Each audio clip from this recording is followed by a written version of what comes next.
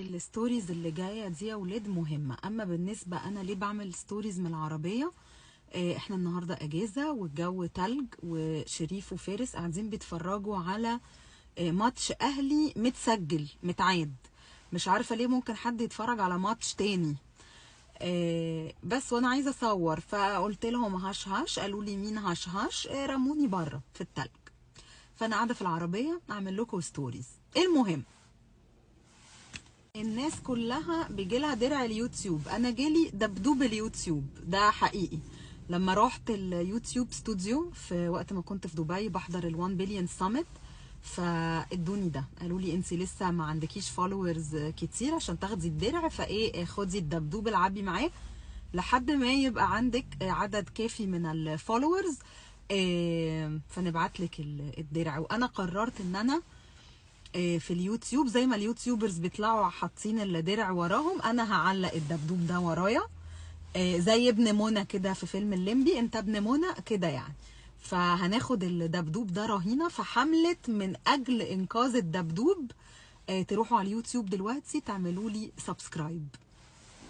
قررت ابتدي التشانل. انا يعني لو دخلتوا دلوقتي هتلاقي على اليوتيوب هتلاقوا فيديو واحد طويل هو اللي انا صورته في دبي، والباقي هتلاقوا شورتس اللي هي الريلز القديمه، اتفرجوا عليها برضو تاني.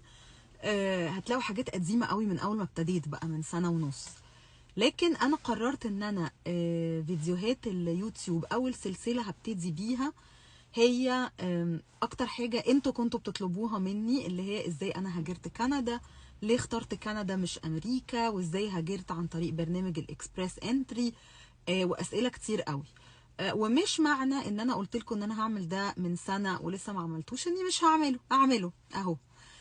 بس الفكره انا مش عارفه انتوا لسه مهتمين بموضوع الهجره ده ولا لا. يعني انا اللي عايزه اعمله ان انا اشارك خبرتي معاكم، مش عايزه ان انا يبقى المحتوى بتاعي كله عن ازاي نهاجر كندا. لكن لو انتوا لسه مهتمين ان انتوا تعرفوا ده، قناه اليوتيوب دي من احلامي القديمه قوي. انا من الناس اللي كانت بتحلم ان يبقى عندها يوتيوب شانل من ايام ما كان ما فيش غير اليوتيوب، ما كانش فيه كل المنصات اللي موجوده دلوقتي. ومع انه يعني المنصات اللي موجوده دلوقتي يمكن ان الواحد يعمل عليها محتوى ويتشاف وينتشر اسرع بكتير، بس هو اليوتيوب هو اليوتيوب. فاتمنى جدا ان انتوا يعني تشجعوني وتدعموني، اعملوا لي سبسكرايب بليز في الشانل، وقولوا لي ايه المواضيع اللي تحبوا ان انا اتكلم عنها. انا طبعا من ضمن ان انا عايزه اعمل يوتيوب قوي ان انا عايزه ارغي. انا ال3 دقايق بتوع الانستجرام بالنسبه لي مش كفايه، انا عايزه ارغي براحتي، عايزه اعمل فيديوهات 10 دقايق وانت طالع. فيمكن ابتدي، او يعني قررت ابتدي باني احكي لكم تجربتي في الهجره دي، هتبقى سلسله. لكن عايزه كمان اعرف، استنوا الستوري خلصت. بالنسبه لموضوع الهجره انا هحاول انقل لكم تجربتي انا الشخصيه من وقت لما كنت يعني زيكم كده، اللي هو لسه بفتح جوجل وبفتح يوتيوب واكتب في السيرش بار هاو تو immigrate تو كندا، عشان انا رحلتي ابتدت كده برضو لحد ما ابتديت جوه كندا فعلا. لكن ده اكيد يعني دي هتكون سلسله وهتخلص. احب اسمع منكم لو انا هيبقى ليا حلقه او حلقتين كل اسبوع على اليوتيوب، وكل حلقه مدتها 10 دقايق مثلا، ايه المواضيع التانية اللي تحبوا نتكلم فيها بعد ما نخلص موضوع الهجرة.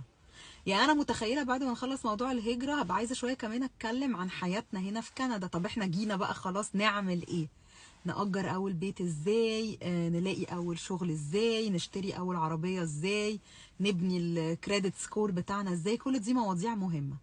لكن اذا عندكم مواضيع بره كندا وبره الهجرة بليز اكتبولي. ولو انتوا وصلتوا لستوري رقم 6 فانتوا اكيد بقى مهتمين او يعني بتتابعوني، فبليز اعملوا لي سبسكرايب في اليوتيوب. احنا عندنا يعني احنا داخلين على 300 الف فولور على انستجرام، ده معناه ان انا مفروض الدرع يجي لي بكره. بس وان شاء الله ده هتكون بدايه بودكاست رحلتي من الدبدوب الى اليوتيوب. واشوفكم في اليوتيوب لمزيد من الرغي والهري. شكرا، ميرسي.